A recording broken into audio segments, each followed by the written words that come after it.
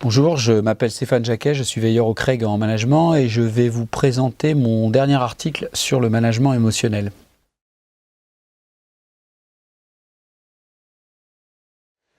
Alors c'est dans les années 30 qu'on commence à voir des premiers travaux autour des émotions, en particulier l'école des relations humaines. Puis dans les années 70, on se pose vraiment la question de la finalité de l'entreprise, en particulier une remise en question de l'approche quantitative.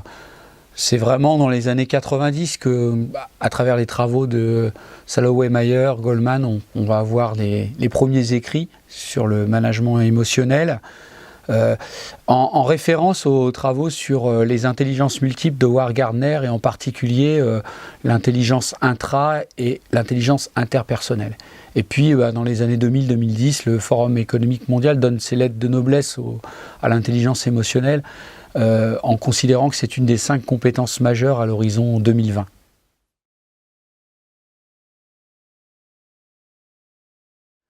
C'est difficile de lister les compétences qui sont liées au management émotionnel.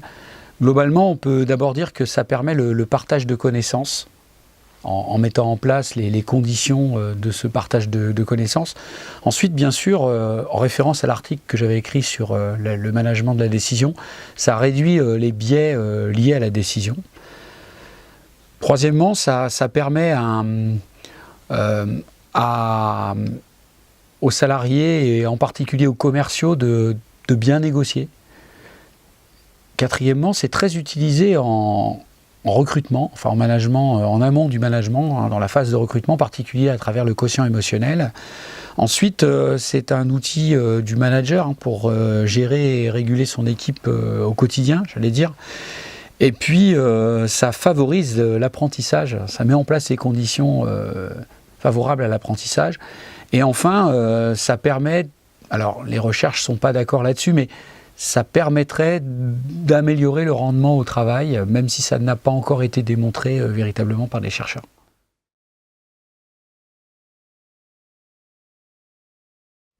Plusieurs modèles existent, mais on peut considérer que Lisa Bellinghausen a écrit dans les années 2010-2011 véritablement et a précisé vraiment les grands points concernant le management émotionnel, en particulier parce qu'elle a une approche psychologique et elle a une approche fondée sur les 4 classes d'émotions, les 4 grandes classes d'émotions, des émotions d'approche, des émotions d'accomplissement, mais également des émotions de résignation et des émotions antagonistes. Chaque classe d'émotions servant à quelque chose. Ensuite, on a plus classiquement, dans les années 90, le modèle de Salovey et Mayer, qui est un modèle fondé sur 2 grandes approches, une approche en termes de perception et une approche en termes de compréhension.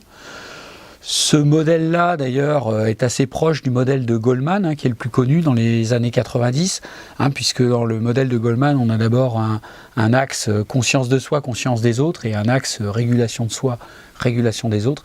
Et puis dans le dernier modèle, le modèle de Bar-On, on reprend les mêmes éléments, mais on y ajoute la gestion du stress et la gestion de l'humeur.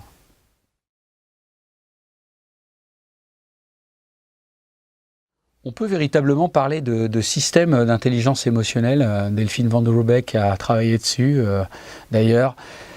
Il y a 2 approches dans ce système. Il y a une approche peut-être préalable, enfin un élément préalable de ce système, c'est tout ce qui est lié à la perception des émotions.